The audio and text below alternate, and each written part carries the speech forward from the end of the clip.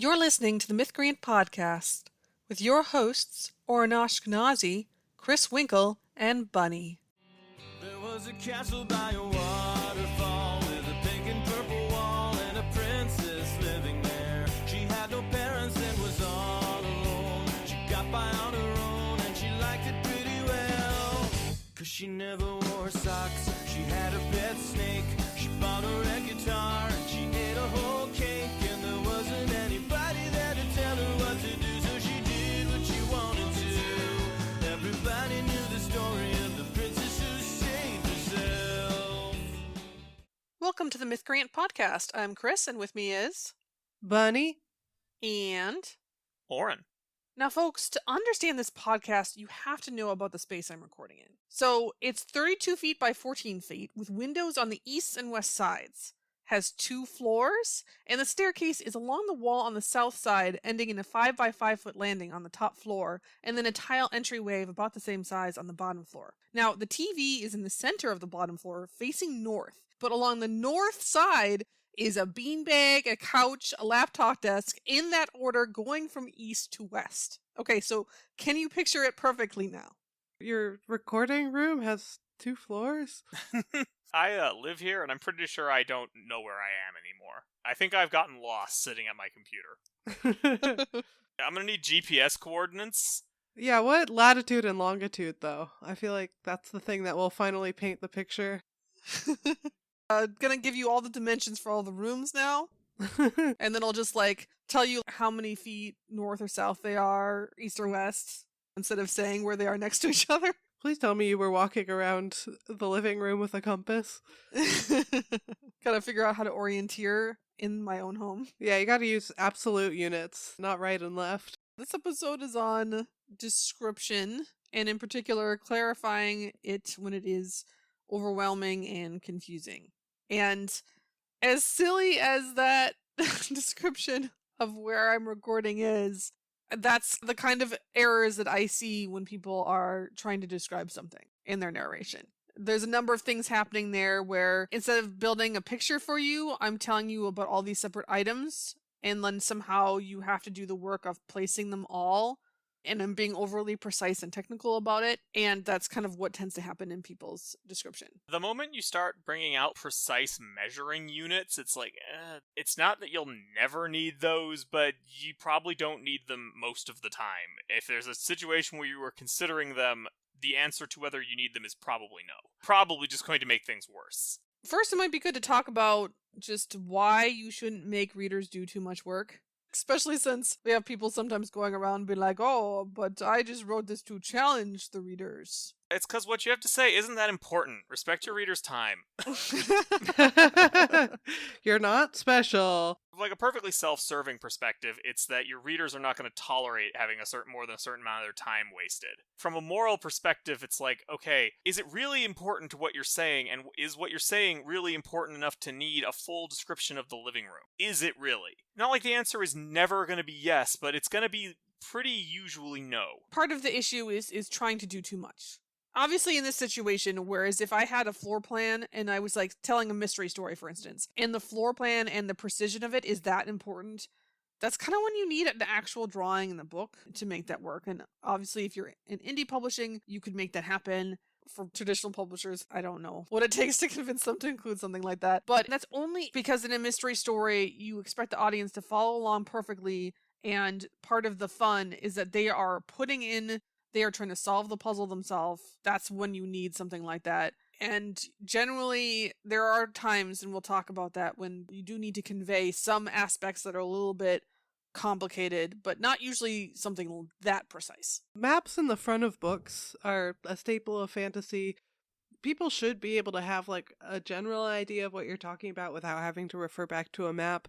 But I will say they're useful. When I was reading The Tainted Cup, I referred back to the map a couple times, and that was fine. I think I would have been able to understand the book perfectly fine without it, and that should be the litmus test. You shouldn't rely on having a map in the book, but that is a tool that writers sometimes use. But even then, you have only so many maps, and you wouldn't, for instance, have a map for every fight scene. Sometimes for a fight scene, the environment does matter, and that can get complicated. Again, just going briefly back to the problem with making readers do work why it has to be simple as possible.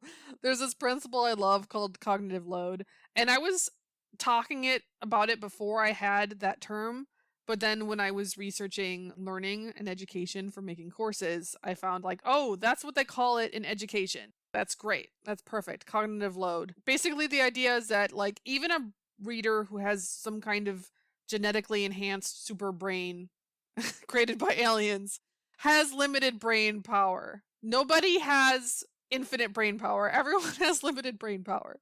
And the more of their brain power that you use on one thing, the more you degrade their ability to understand everything else. So if they have to use their brain power assembling all these pieces together into an image, or making a connection between two different ideas, or like let's say you have unusual phrasing with a word they're unfamiliar with, or any small thing that they have to use a little bit of extra brain power on, that means they have lower ability to make a second logical leap or understand anything else. Also, they have less attention to devote to the other regular details, so they're more likely to miss something important. They're less likely to remember what you're saying. And some of that spare brain power is just needed to enjoy the story, right? So a reader who has to focus too much of their attention on just figuring out what all of the individual words has none left for, like, what do those words mean together? And following along. That's why you just need to lower cognitive load as much as you can. I mean, and sometimes you'll want to spend it to get some result, but the point is that less is always better. So, make it as easy as you can. Occam's description. The simplest description is usually the best one. Or, like, not even necessarily the simplest, because we're not advocating that you make everything bland and be like, there was a hallway, there was a room, a person was in the room. That's not the goal here. The goal is to focus on the things that matter, and to not waste time on things that don't matter, which would be like most of the furniture in most of the rooms you're in. And also describe things effectively so that it's easier for people. And I think one of the issues with a lot of these really big blocks of complicated description is not just that you're asking readers to use their brain power, but it's so much in such a small space. You could have in a paragraph maybe one new term, maybe two. And other than that, you don't want to have more than one. Too many fantasy world labels, for instance, on cities they've never heard of, or character names that they aren't familiar with in one paragraph. Because, again, if you use up all of their brain power on one thing, then they get less for the rest of the paragraph. So then when you have like a big block of description that's like super technical, it's all at once and it's just overwhelming. It was just interesting because for most of the time when I see people arguing about this, they're arguing against what seems like an imaginary opponent who wants their writing to be super bland, and so they're like, no, my writing's not going to be bland. I'm going to write it as much as I want, and if it's confusing, that's the reader's problem. And for the most part, it's like that feels like a straw man. But there was that Kirk Vonnegut writing rules article I did a little while back in which he, or the advertising executive that wrote this for him, basically said that readers only want to see stuff that's like what was written before and don't do anything new. And it was like, all right, I guess we found him. We found the person making that argument. We found the straw man. His name is Vonnegut. It's here. He's made of straw. It was Vonnegut or this advertising guy. Foose, I think was his name. It's one of those guys. We've been talking about, like, too much information. I often find confusing when they leave things out, because there are things that need to be there. This was one of the issues I was having with Beneath the Rising, which is a cosmic horror story. And to a certain extent, maybe that was on purpose. Maybe I was supposed to feel disoriented, but a lot of it was just like, wait, we're on a plane now? Okay, the plane is landing and it's a rough landing, and what is happening? There were missing transition moments, so I didn't know where we were from one scene to another. Some writers have more trouble with this than others, and I wish that I had better tips and recommendations for how to fix if you have missing context, but I think in a lot of cases, what happens is that the writer knows what's happening. And so they don't realize what the reader needs to know because they're not in the reader's shoes. And so then they leave out some very basic context about transitions and things like that that readers need. And that's kind of a hard thing, and it can lead to narration that's very confusing. I will say for description, one thing that you want to look for is that you're not just focusing on evocative details. I think the difference between mediocre description and great description is really getting specific and having those interesting details instead of using sort of vague terms. But if you have nothing but the little details, then you're not creating the big picture, because you want to create the big picture first in more general terms that are really easy to pick up, and then you associate the little evocative details with that big picture. And if you forget that first part, then there's just a bunch of details, and we get back to the reader is asked to try to assemble them into a picture of some kind, and that's a lot of work to figure out. This was a really interesting one because I started listening to a book called The Marvelers, which I couldn't tell what was wrong. I could just tell that I was not really seeing the world. The world did not seem novel to me, even though it's like a magic school setting. And if I stopped and thought about what I had just heard, because I was listening to it in audio, there were lots of details, but I just couldn't imagine, like, what is this supposed to be? It didn't seem like an interesting world, and I didn't know what was wrong. And I was so desperate to find out what it was, I bought Chris a copy of the textbook so that she could look at it and tell me what the issue was. And it's honestly really interesting. So yeah, this is a middle grade magic school story, and honestly, the descriptive details in this book are gorgeous. I love them. They are so beautifully written, but has the very, very big problem with not including general descriptors in context. So much so that when I was looking through and just trying to read it, I was just exhausted. Just exhausted by reading a middle grade book. And no doubt the cool details is what got it published anyway. Okay, for an example, what would happen is, like, I think, again, I have to say I think, because there's a lot of uncertainty in trying to read this book, where, like, an airship comes to take the child away to the magic school, and there's no text just saying that it's an airship. Instead, it's all the shapes and pieces of it are described, and I have to figure out that it's an airship. The way you would normally do it is you would describe some details of a shape or a prominent fixture and then say, like, the airship descended or something. It's kind of like, instead of ever saying the word elephant, it's like you just describe different parts of an elephant. The details have to be details of something. They can't just be details. And you could do it different ways depending on the narration. You could say, oh, and then the airship appeared through the clouds, and then describe the airship. And first, again, start with general descriptors, like it was long and sleek, or it had a big pillowy airbag, or give some general, this is what it feels like, and then you start looking at the individual details a little bit more. Or you could just, you'd be like, oh, I saw something through the clouds, some shadow, some long, sleek shape, because the protagonist hasn't identified it yet. And it's like, oh, it comes closer and I can see that it's an airship, and then start to notice details as it comes closer yet. But the point is that normally you would say what it is. And, you know, it's okay to start with like a few adjectives to give a general sense of size, where it is, how far is it from the protagonist, and things like that. Especially when you walk into a space, it's like, oh, this is a cozy room that's cramped with lots of oddities, and then you would start describing the oddities. But the whole cozy room with oddities tells the reader what impression that you want to create with all of the details, and makes it easier for them to understand the relationship between all those details and the narrative in general. So they know why you're talking about details. I think this is related to another descriptive mistake that I have made, and I've seen other people make before, which is describing a really big significant thing last. I had a set of description of like a town, and then after I described the town, I was like, oh, I'm gonna describe like the airship. Yeah, always airships.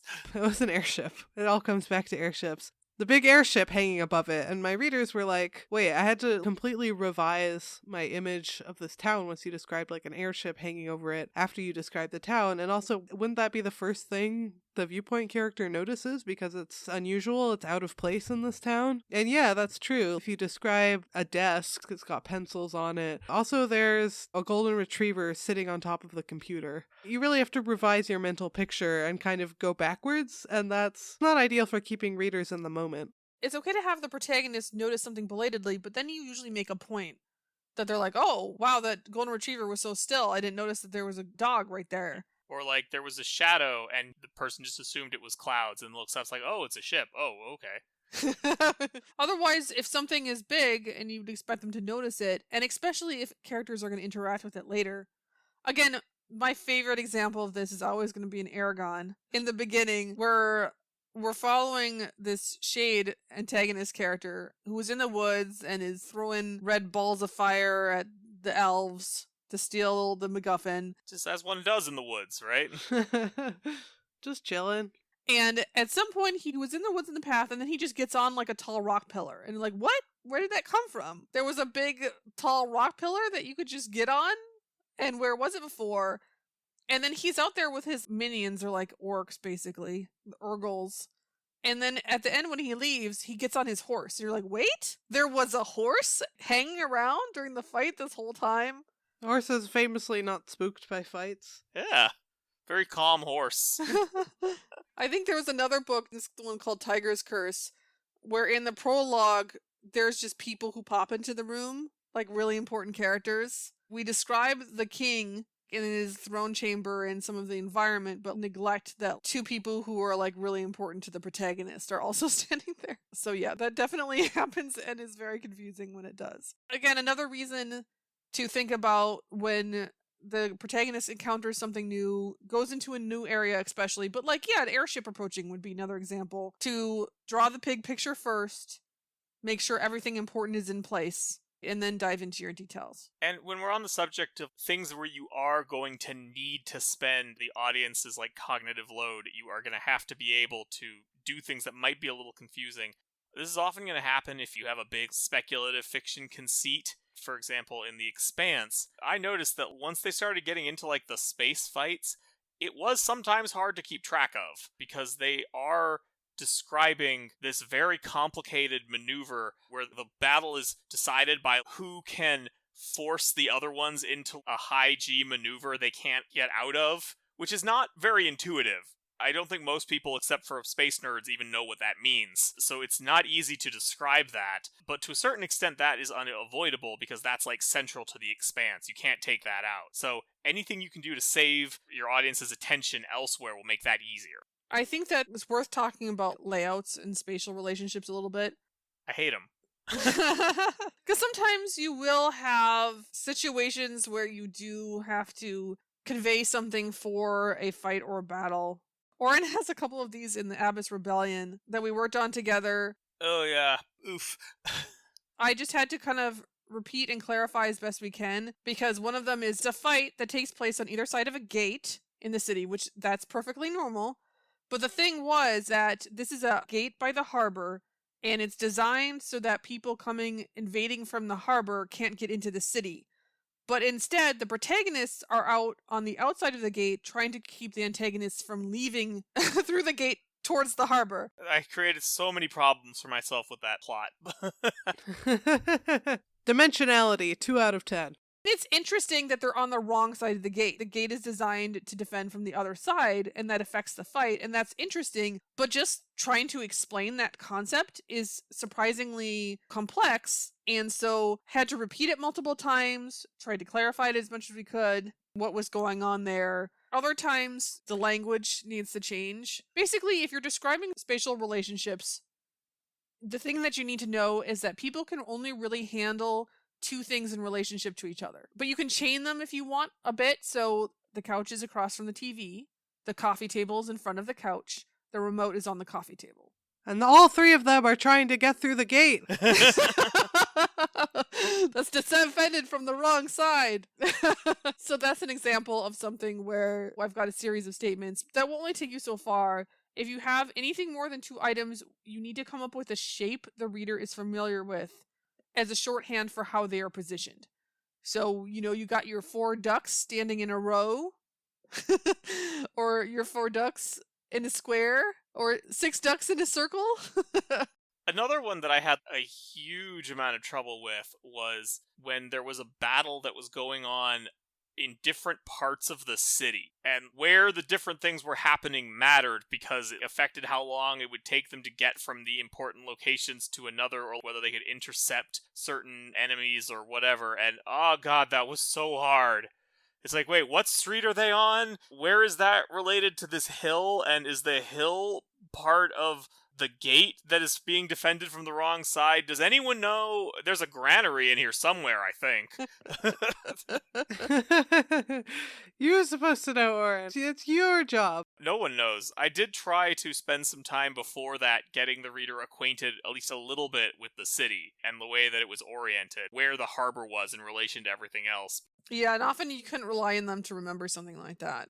I do think probably one of the most difficult things to describe, period, is battles where you're supposed to understand what's going on. It is, I think, valid to have a protagonist out of their depth in the middle of a battle and swords are clashing everywhere. They're confused and trying to figure out what's going on. It's fine for that to also come through in the description, at least to an extent. When you're supposed to have like a clear view of what the battle is and how things are moving and who's trying to get where at what time, that is legitimately probably one of the most difficult things to describe. In Abyss Rebellion, there's another battle that when I was editing, I had to stop and ask Oren what the layout was.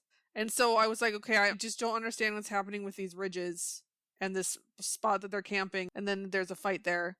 And after talking to him, it's like, okay, so we have ridges on 3 sides and then no ridge on the 4th side. So I was like, how about we just call this a horseshoe so that we have a shape that people are familiar with. But then I looked up, okay, did horseshoes exist then? Is this anachronistic? But they did. They did exist. So we used the horseshoe. Horses have had shoes for a long time. So then by just calling it the horseshoe ridge, and then we would say the opening to the horseshoe, that made it a lot easier to communicate. At one point, there was a battle where it was more conventional with, like, the 2 sides lining up to face each other, and you're supposed to refer to the flanks as right and left, but I ended up calling them east and west simply because I knew that if I had to reverse them every time I was talking about the different sides, that would be so confusing. Because when you have 2 sides facing each other, one side's left is facing the other side's right. And if I had to talk about we must move our right wing to attack their left wing, it's like, wait, why are their right and left wings on different sides? It's like, it's because they're mirror versus... no, it's just the 2 east wings are fighting. And it's like, that's not how this is normally described, but I just decided to make that sacrifice.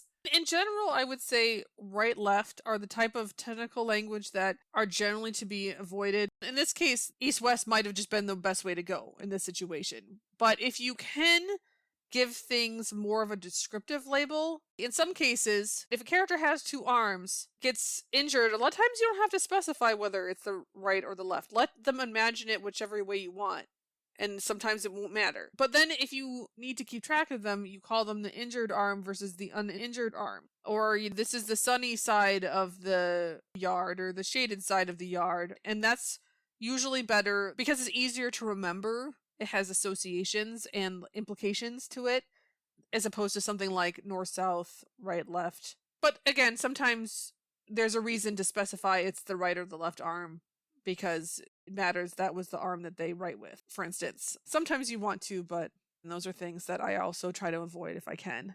So here's a question. So we talked about battles, but zooming in a little bit to like more of a fight scene, which still could have a number of combatants, and each combatant you add is more strain. How much can be done at the wordcraft level to make that less confusing versus how much do I just need to reduce the number of people in this fight scene? Sometimes it's realistic to have more people. Less is going to be easier. So basically, the more things you have, the less you can kind of depict them and bring them to life in like an immersive way. The bigger your battle is, the more you're going to have to summarize, the more you're going to have to describe people in general instead of talking about what individual people are doing. And that's going to lower the level of immersion is the consequence of that. So I always do think that it's, in many cases, good to make the scale smaller, the scope smaller, so that you can bring what you have to life. I think, for instance, it makes a lot more sense to have a shorter fight where you can really stay in the moment than to have a longer fight where you're then starting to summarize portions of the fight. I don't think that makes any sense to do that. There's another consideration, which is if you have more people, you also have to deal with the choreography of more people to avoid the trap of one person at a time fighting. So that's also something to keep in mind. Fewer people makes that less likely to happen. Or if you have a lot of people, honestly, for the clarity of your description and avoiding turn-based combat side of it, setting your thing in a narrow hallway. It's interesting because once you get up to a certain number of people, it almost becomes easier because you can be like, okay, there was a big melee going on around me, and then the 2 relevant people who were important are across from me, and I only have to describe them. As opposed to a combat that has 5 important participants. It's like, oof, that's so many. How do I keep track of 5 people in this fight? Well, if you only remember one thing, remember not to try to recreate an image. It's too precise. It's got too much information. It's worth 1,000 words, and you don't have 1,000 words. You don't.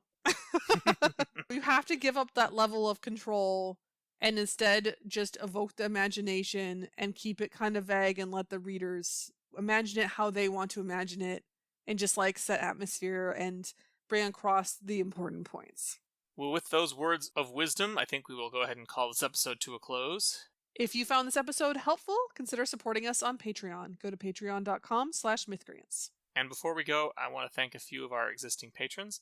First, there's Amon Jaber. He's an urban fantasy writer and a connoisseur of Marvel. Then there's Kathy Ferguson, who's a professor of political theory in Star Trek. We will talk to you next week. There was a dragon with a pointy tail. He was bigger than a whale and his breath was terrible. He scared the princess when he came around. Tried to burn the castle down, but she caught him by his tail. Then she tied him to a tree so the dragon couldn't fly. She told him he was mean and it made the dragon cry. When he finally apologized, she offered him some tea. He accepted it graciously. Now he visits every weekend with the princess who saved herself. This has been the Mythcreant podcast. Opening and closing theme, The Princess Who Saved Herself, by Jonathan Colton.